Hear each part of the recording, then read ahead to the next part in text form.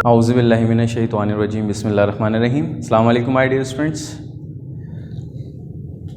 आज हम आपके साथ कॉस्ट अकाउंटिंग के चैप्टर नंबर 2 मैन्युफैक्चरिंग कंसर्न के लेक्चर 10A के साथ हाजिर खिदमत हैं। इस चैप्टर के अंदर हमने आपको cost of goods manufactured statement बनाना सिखाई, आपको हमने cost of goods sold statement बनाना सिखाई और इसी तरह हमने आपको फैक्ट्री ओवरहेड से रिलेटेड कुछ प्रॉब्लम्स सॉल्व करना सिखाए। तो आज के लेक्चर में जो हम आपसे आगे बात करेंगे ये भी मिसिंग फिगर से रिलेटेड ही है और इस क्वेश्चन के अंदर हम आज जो कंप्यूट करना सीखेंगे वो सीखेंगे कि किस तरीके से अगर हमारे पास कॉस्ट ऑफ गुड्स मैन्युफैक्चर्ड या cost of goods sold statement के कोई कंपोनेंट्स मिसिंग हों तो उनको किस तरीके से हम ट्रेस करते हैं, किस तरीके से उनको कंप्यूट करते हैं। तो आइए स्टूडेंट्स, सबसे पहले क्वेश्चन का एक क्विक रिव्यू लेते हैं और उसके बाद फिर अपने सॉल्यूशन की तरफ बढ़ेंगे। तो सबसे पहले जैसा कि आप अपनी स्क्रीन पर देख सकते हैं कि हमारे पास जो क्वेश्चन मौजूद है इसके अंदर जो इन्फॉर्मेशन गिवन है हमें वो डायरेक्ट लेबर के हवाले से गिवन है कि डायरेक्ट लेबर आपकी 1,60,000 रुपीज़ है।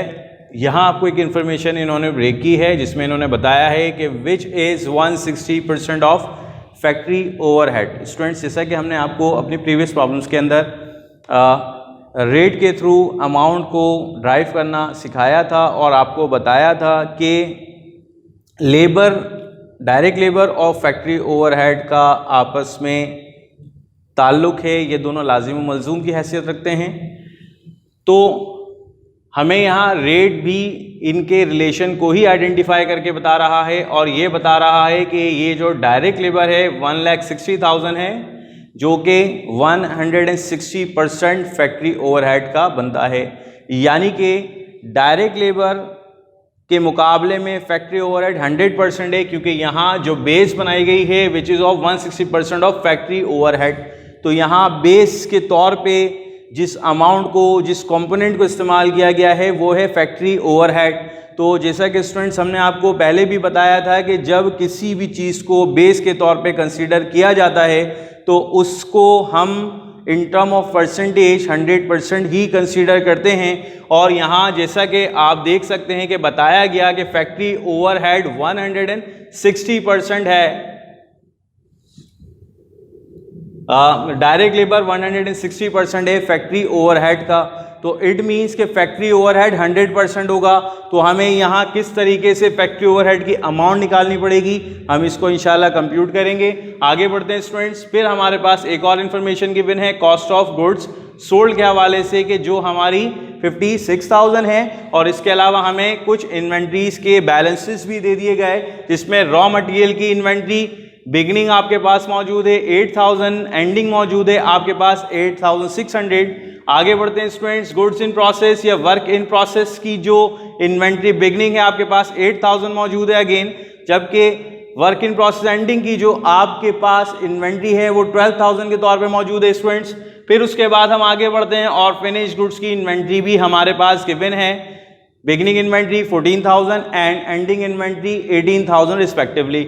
आगे बढ़ते हैं स्टूडेंट्स, रिक्वायरमेंट की बात कर लेते हैं। तो रिक्वायर्ड जो आपसे मांगा गया है इस रिक्वायरमेंट के अंदर वो आपसे मांगा गया compute the amount of raw material purchased, means you will have to identify the amount of net purchase here. उसके बाद हम आगे बढ़ते हैं।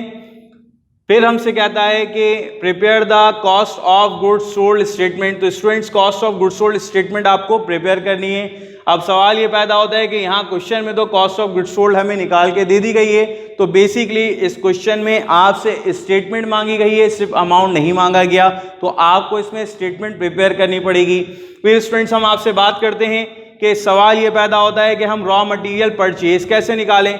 तो स्टूडेंट्स हमेशा एक बात याद रखिएगा कि कभी भी किसी भी मिसिंग फिगर को सॉल्व करने का सबसे आसान तरीका ये होता है कि आपके सामने उसकी पूरी की पूरी जो स्टेटमेंट होती है उसका स्पेसिमेन मौजूद होना चाहिए, आपको वो याद होना चाहिए और फिर उस बुनियाद पे आप स्टेप नंबर 1 के अंदर उस स्टेटमेंट को एज इट इज़ कॉपी करते हैं। उसके बाद जो जो कंपोनेंट्स गिवन होते हैं आप उन कंपोनेंट्स को उनकी जगह पे प्लॉट कर देते हैं और फिर प्लस माइनस करके रिवर्स मेथड के थ्रू आप वो कंपोनेंट्स आइडेंटिफाई कर सकते हैं। तो आइए स्टूडेंट्स यही सीखने की कोशिश करेंगे, लेकिन इस क्वेश्चन को सॉल्व करने से पहले हमारे पास जो रिक्वायरमेंट है, तो आप याद कीजिए कि हमारे पास जो रॉ मटेरियल परचेज का जो कंपोनेंट है वो आपकी कॉस्ट ऑफ गुड्स मैन्युफैक्चर्ड का हिस्सा होता है, cost of goods manufactured statement का हिस्सा होता है।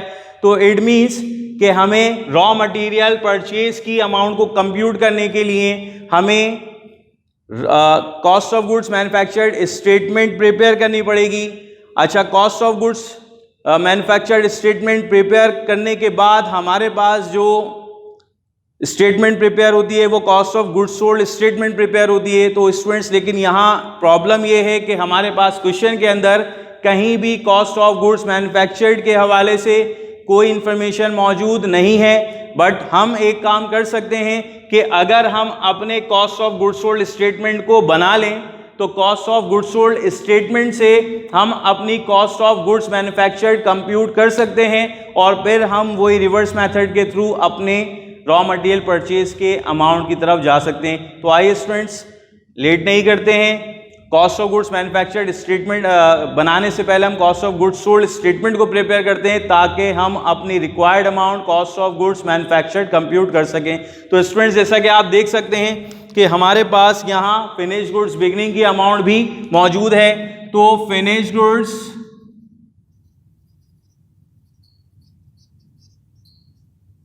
बिगनिंग जो कि हमारे पास यहाँ क्वेश्चन में मौजूद है 14,000।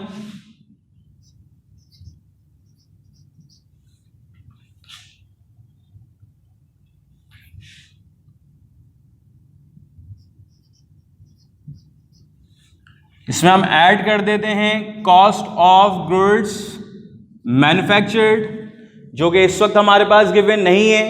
हम आगे बढ़ते हैं तो हमारे पास जो कंपोनेंट ड्राइव होकर आता है फिनिश्ड गुड्स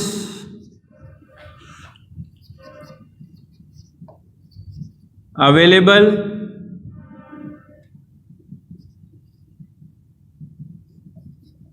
फॉर सेल आ जाता है स्टूडेंट्स। अगेन इसमें से हम लेस करते हैं फिनिश गुड्स की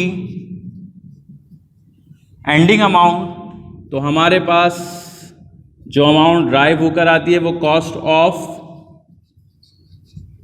गुड्स सोल्ड आ जाती है स्टूडेंट्स।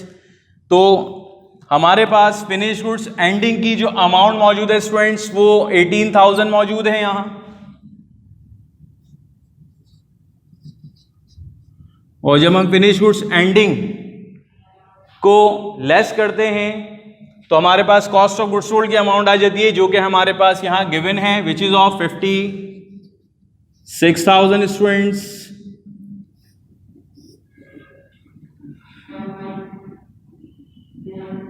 तो स्टूडेंट्स, हमें रिवर्स मेथड के through finish goods available for sale मिल सकता है। जब हम फिनिश गुड्स बिगनिंग में ऐड करते थे कॉस्ट ऑफ गुड्स मैन्युफैक्चर्ड, तो आपके पास finish goods available for sale आ जाता था। इसमें से लेस करते थे फिनिश गुड्स की एंडिंग, तो cost of goods sold determine हो जाता था। तो स्टूडेंट्स, हमने यहां एक जो भी अमाउंट होगी, for the sake of understanding let's put question marks here, हम ये दो चीजें आइडेंटिफाई करनी है। तो हम रिवर्स मेथड के through cost of goods available for cell पर पहुंच सकते हैं। तो याद रखिएगा स्टूडेंट्स, रिवर्स में जो चीज़ माइनस होती है वो प्लस में कन्वर्ट हो जाती है और जो चीज़ प्लस होती है उसे हम माइनस में कन्वर्ट कर देते हैं। तो स्टूडेंट्स, हमारे पास यहाँ कॉस्ट ऑफ गुड्स मैन्युफैक्चर्ड की अमाउंट गिवन नहीं है, तो हम रिवर्स मेथड के through finish goods available for cell तक पहुँच सकते हैं। तो 56,000 हमने माइनस करा था 18,000 किसी अमाउंट से, तो 56,000 आया था। जब हम इसको रिवर्स जाएंगे तो ऐड करेंगे और ऐड करने के बाद जो अमाउंट हमारे पास आएगी वो आएगी 74,000 स्टूडेंट्स। अब हमने इस 74,000 अमाउंट को कंप्यूट कर लिया। अब स्टूडेंट्स, ऊपर से देखें आप, फिनिश गुड्स बिगनिंग में जब हम ऐड करते हैं कॉस्ट ऑफ गुड्स मैन्युफैक्चर्ड, तो finish goods available for cell आती है। अब सवाल ये पैदा होता है कि 14,000 में हमने ऐसी कौन सी अमाउंट को ऐड किया जो ये हमारे पास 74,000 बन गए स्टूडेंट्स। तो अगेन हम वैसे भी आइडेंटिफाई कर सकते हैं 14,000 में हमने जब यहां 60,000 ऐड किया होगा तो हमारे पास अमाउंट 74,000 आई होगी। तो हम 74,000 में से ये अमाउंट जो ऐड हुई थी कॉस्ट ऑफ गुड्स मैन्युफैक्चर्ड में, इसको हम लेस कर देंगे तो हम cost of goods manufactured identify करने में कामयाब हो जाएंगे। तो आइए स्टूडेंट्स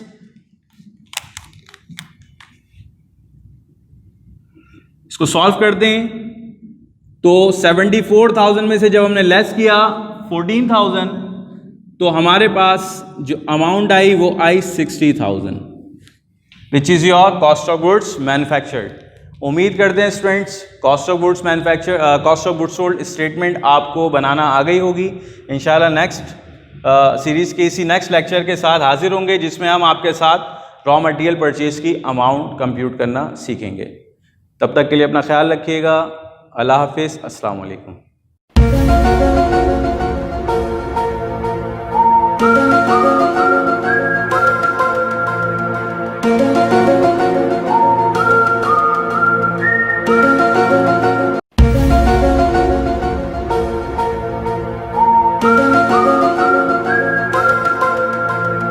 Thank you.